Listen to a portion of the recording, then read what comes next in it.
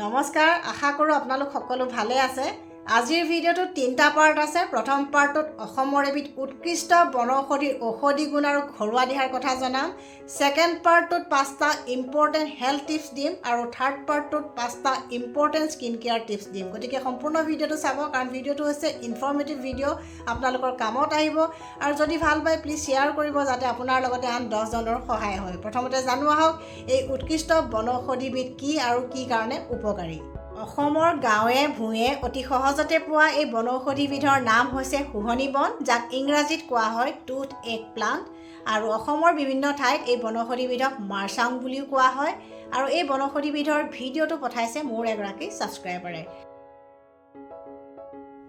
জিভাত গুটি ওলালে বহুত মানুহে ভয় কৰে যে তেওঁৰ কেঞ্চাৰৰ দৰে ডাঙৰ বেমাৰ হৈছে কিন্তু প্ৰকৃততে সেইটো নহয় জিভাত গুটি ওলোৱাৰ এটা প্ৰধান বেমাৰ বা কাৰণ হৈছে ফেৰিনজাইটিছ নামৰ ৰোগটো কেতিয়াবা টনচিলাইটিছৰ কাৰণেও হয় আৰু কেতিয়াবা ভাইৰেল ফিভাৰ হ'লে বা ভাইৰেল ইনফেকশ্যন হ'লেও হয় গতিকে জিভাৰ গুটি ওলালে কেঞ্চাৰ বুলি ভয় নকৰিব এই শুহনি বনৰ গুটি বা মাৰ্চাং বনৰ গুটি ঔষধ হিচাপে ব্যৱহাৰ কৰিব পাৰে কাৰণ ইয়াত আছে স্পাইলেন্থল নামৰ এটা বিশেষ ধৰণৰ কেমিকেল যিয়ে এন্টিবায়টিকৰ দৰে কাম কৰে আৰু ই হৈছে এটা নেচাৰেল পেইন কিলাৰ গতিকে যিসকলৰ জিভাৰ গুটি ওলাই থাকে তেওঁলোকে শুহনি বনৰ গুটি কেইটামান মুখত লৈ কিছু সময় চুবাই থাকিব আৰু লেলাউটিখিনি বা যিখিনি থু ওলাই সেইখিনি পেলাই থাকিব আৰু একেৰাহে 5 দিন 6 দিন এসপ্তাহ মান কৰি চালে আপোনালোকৰ জিভাৰ গুটি নিজে নিজে লাহে লাহে কমি যাব অৱশ্যে তাৰ লগতে পথ্য অপথ্যৰ ওপৰতো গুৰুত্ব দিব লাগিব আৰু প্ৰয়োজন সাপেক্ষে আয়ুৰ্বেদিক ডক্টৰৰ পৰামৰ্শ ল'ব লগা হ'ব পাৰে দাঁত আৰু দাঁতৰ আলু বা গামছৰ বিভিন্ন ৰোগত শুহনি বনৰ গুটি আৰু পাত দুইটাই উপকাৰী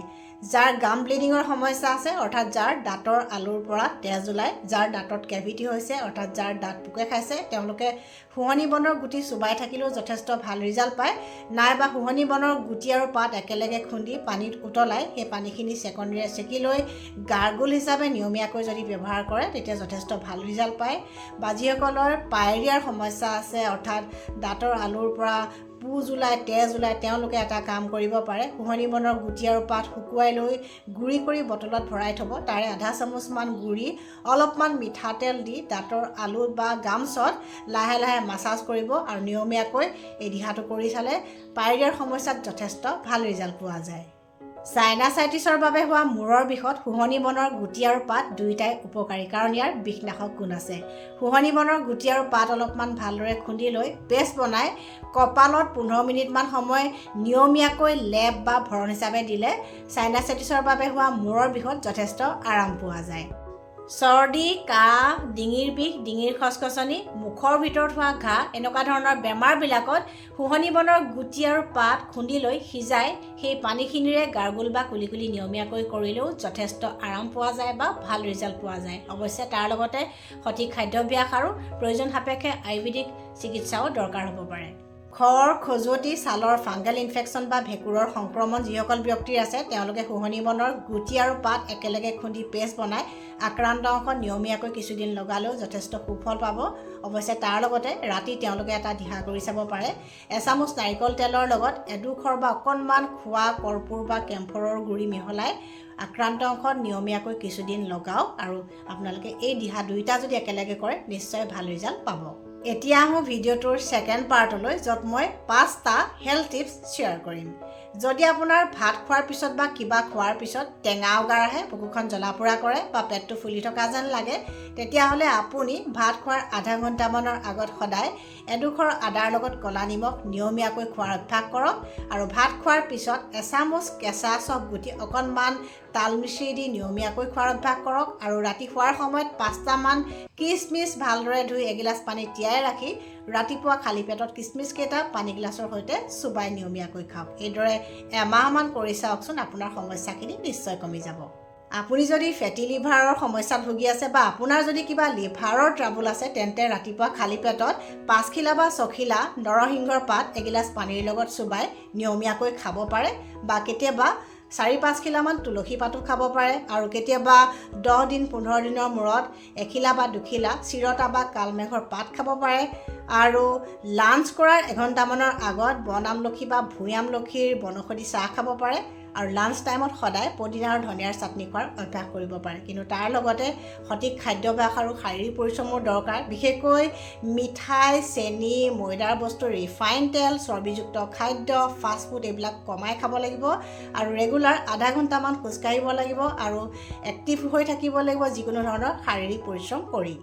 3 নম্বৰ হেল্থ টিপছটো হৈছে আপুনি যদি গাখীৰতকৈ বেছি কেলছিয়াম থকা নিৰামিষ খাদ্য খাব খুজিছে তেন্তে সজিনা পাত তিল আৰু মেথি শাক খাওক আৰু এই তিনিটাৰে ইমানেই ঔষধি গুণ আছে যে আমাৰ স্কিন চুলি চকু দাঁত সকলো ভালে থকাৰ উপৰিও বিভিন্ন ৰোগৰ পৰাও আমি বাচি থাকিব পাৰোঁ কিন্তু কেলছিয়ামযুক্ত খাদ্য খোৱাৰ পিছতো কেতিয়াবা কিছুমান মানুহৰ কেলছিয়াম ডেফিচিয়েঞ্চি কিয় হয় কাৰণ ভিটামিন ডিৰ যদি ভালদৰে আমাৰ দেহত প্ৰডিউচ নহয় বা ভিটামিন ডি যদি আমাৰ ডেফিচিয়েঞ্চি হয় তেতিয়া খাদ্যত থকা কেলছিয়ামৰ শোষণ আমাৰ দেহে ভালদৰে কৰিব নোৱাৰে সেইকাৰণে ৰাতিপুৱাৰ মৰ্নিং ছানলাইট অৰ্থাৎ ৰ'দৰ পোহৰটো লওক বা দিনৰ যিকোনো সময়ত আপুনি আধা ঘণ্টামান ৰ'দৰ পোহৰত যদি থাকে তেতিয়া ভিটামিন ডি নেচাৰেলি আমাৰ দেহে পাব তেতিয়া খাদ্যত থকা কেলছিয়ামখিনিও ভালদৰে শোষণ হ'ব আৰু আমাৰ হাড় দাঁত চুলি এইবিলাক সকলোবিলাক মজবুত হ'ব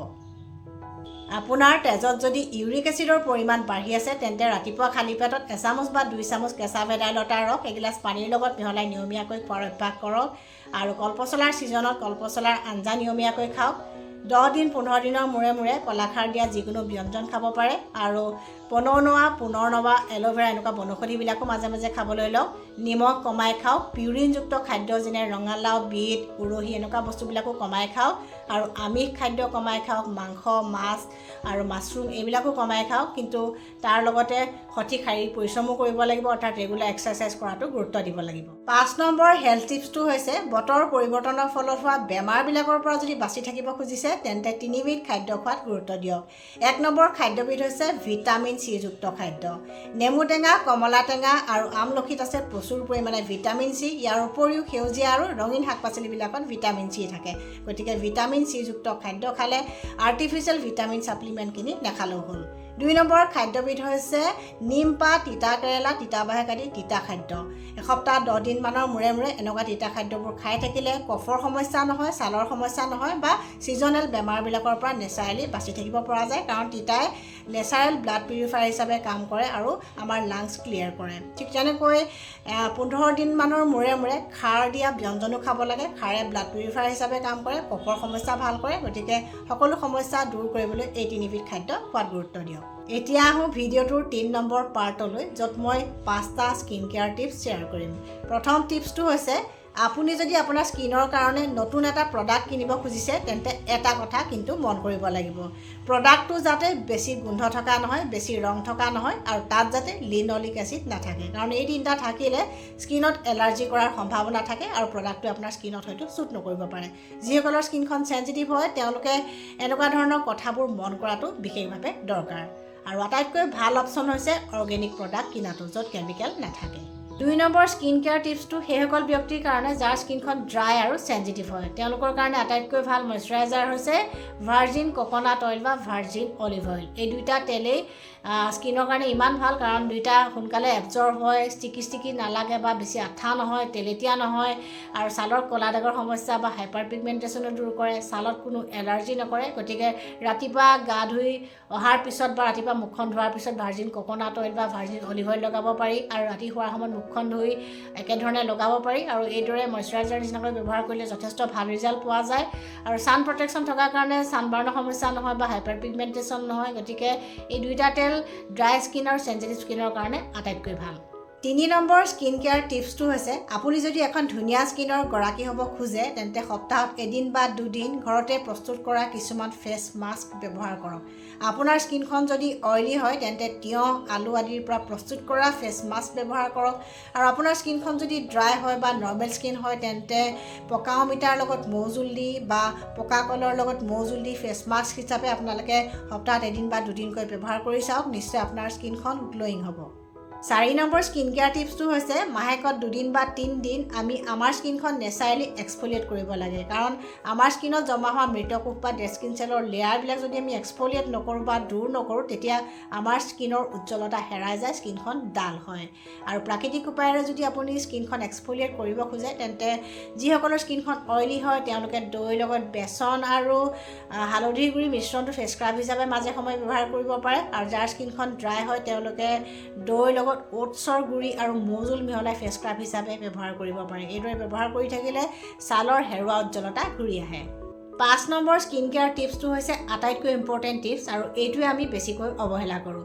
ডেইলি 2 লিটাৰ বা 3 লিটাৰ পানী খোৱাত গুৰুত্ব দিব লাগে ডেইলি হেল্ডি ফুড খোৱাত গুৰুত্ব দিব লাগে ডেইলি এক্সাৰচাইজ কৰিব লাগে আৰু ডেইলি ৰাতি 6 ঘণ্টাৰ পৰা 7 ঘণ্টা এভাৰেজ খোৱাৰ অভ্যাস কৰিব লাগে কাৰণ এইকেইটা যদি ফ'ল' কৰা নাযায় তেতিয়া ভাল স্কিন কেয়াৰ প্ৰডাক্ট বা ভাল স্কিন কেয়াৰ ৰুটিন ফ'ল' কৰিলেও আমাৰ স্কিনৰ গ্ল'টো ঘূৰি নাহে বা স্কিনখন বেয়া হৈ যায় গতিকে আশা কৰিছোঁ আপোনালোকে আজিৰ ভিডিঅ'টো চাই ভাল পাইছে যদি ভাল পাইছে প্লিজ শ্বেয়াৰ কৰিব যাতে আনৰো সহায় হয় আৰু নতুন ভিউৱাৰ্ছসকলে মোৰ চেনেলটো ছাবস্ক্ৰাইব কৰিবলৈ নাপাহৰিব ষ্টে হেল্ডি ষ্টে হেপ্পী